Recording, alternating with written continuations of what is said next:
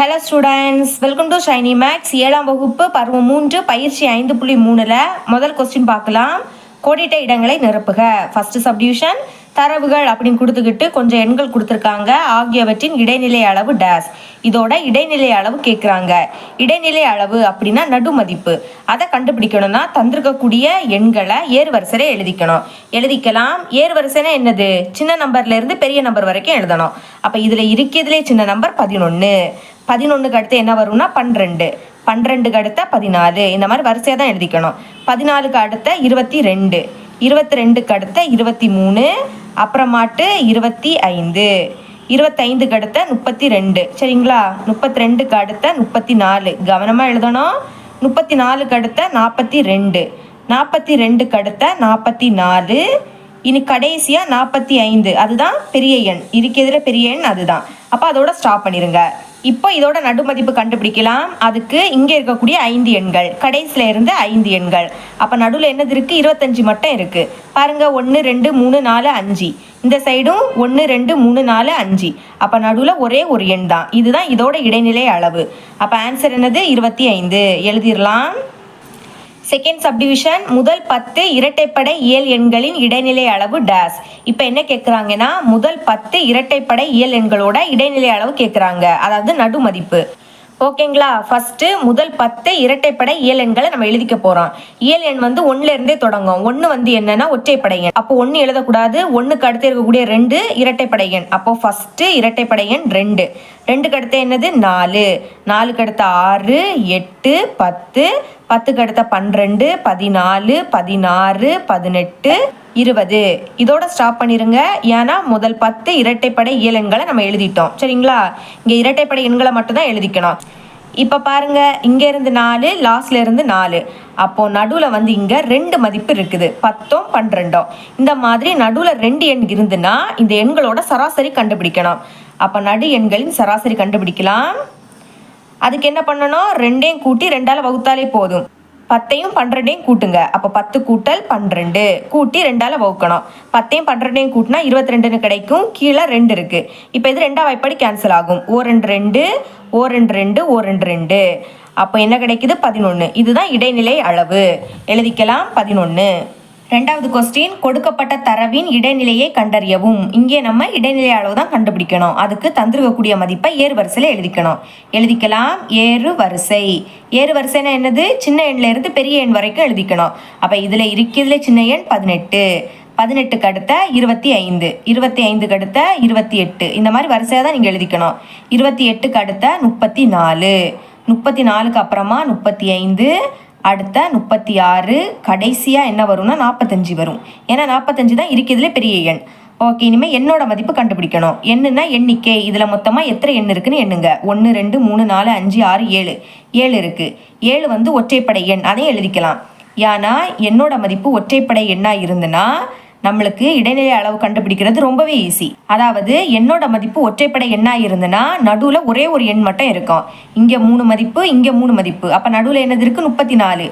இதுதான் இதோட இடைநிலை அளவு. சரிங்களா? இப்படியே நீங்கள் ஆன்சர் எழுதிக்கலாம். இது வந்து 2 மார்க் கொஸ்டின். அப்போ நீங்கள் ஃபார்முலா படி தான் சால்வ் பண்ணணும். ஏன்னா ஃபார்முலாவுக்கு 1 மார்க் கொடுப்பாங்க.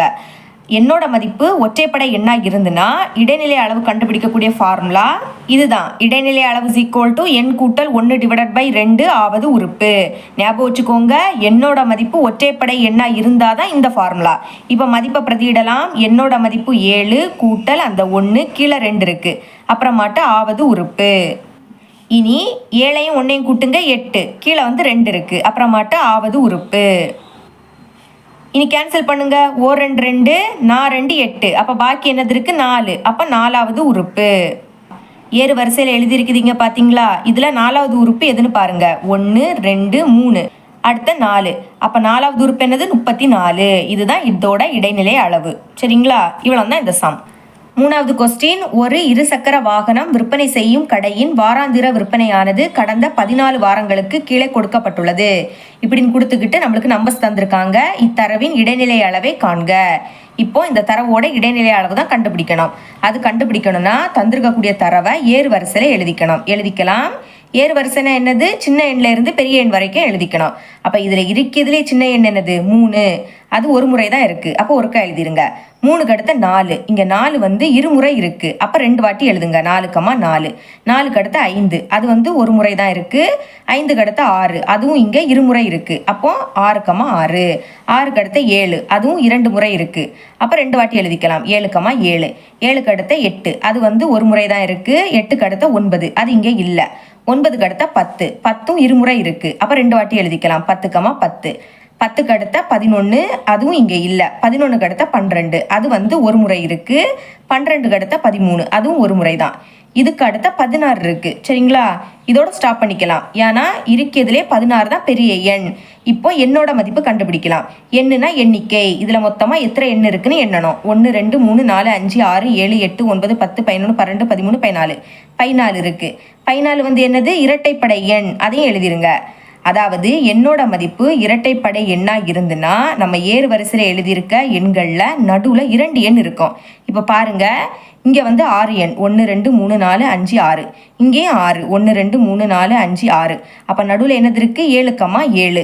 இந்த மாதிரி நடுவில் 2 மதிப்பு இருந்துன்னா இதோட இடைநிலை அளவு கண்டுபிடிக்கணும்னா 2ஐயும் கூட்டுங்க. 7 கூட்டல் 7. அடுத்த 2ஆல் வகுக்கணும். 7 கூட்டினா 14. கீழே வந்து 2. இப்போ 2ஆம் எப்படி கேன்சல் பண்ணலாம்? 2 2 7 2 14. அப்போ இடைநிலை அளவு என்னது? 7.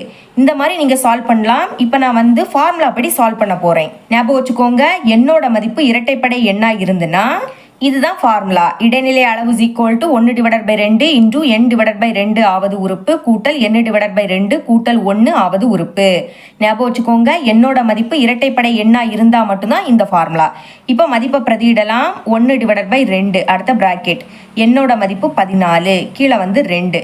இனி ஆவது உறுப்பு கூட்டல் எண்ணோட மதிப்பு 14, கீழே வந்து 2 கூட்டல் 1, அப்புறமாட்ட ஆவது உறுப்பு.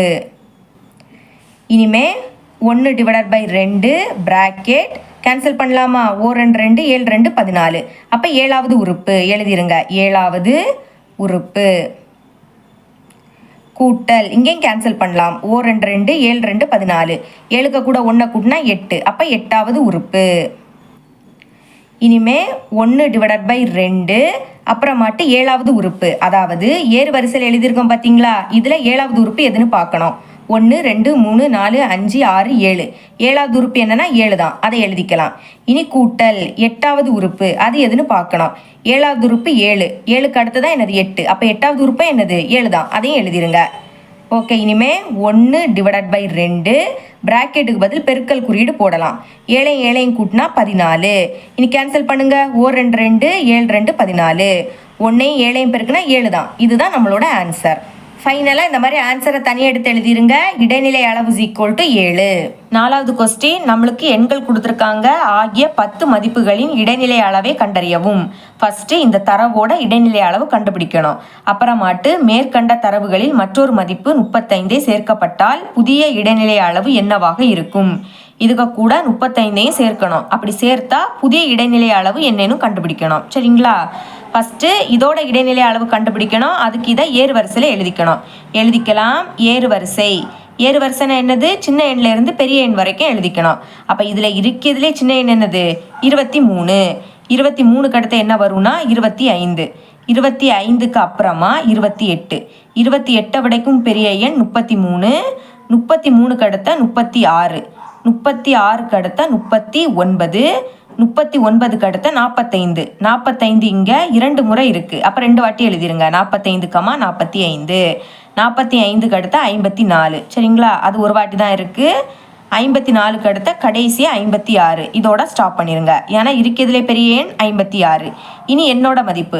நீங்கள் இதில் இருக்கக்கூடிய எல்லா எண்களையும் எழுதிட்டீங்களான்னு பார்க்குறதுக்கு ஃபஸ்ட்டு இதை எண்ணி பாருங்க. 1 2 3 4 5 6 7 8 9 10. 10 இருக்குது. அதே மாதிரி இங்கேயும் 10 எண் இருக்கான்னு பாருங்க. 1 2 3 4 5 6 7 8 9 10. 10 எண் இருக்குது. அப்போ என்னோட மதிப்பு என்னது? 10. 10 வந்து இரட்டைப்படை எண், அதையும் பிராக்கெட்டில் எழுதிக்கலாம். இப்போ என்னோட மதிப்பு இரட்டைப்படை எண்ணாக இருக்கிறதுனால நம்ம ஏறு வரிசையில் எழுதியிருக்க எண்களில் நடுவில் 2 எண் இருக்கும். இந்த சைடும் சமமாக பிரிங்க. அதாவது இங்கே 4 1 2 3 4, அங்கேருந்தும் 4, லாஸ்ட்லேருந்து எண்ணுங்க 1 2 3 4.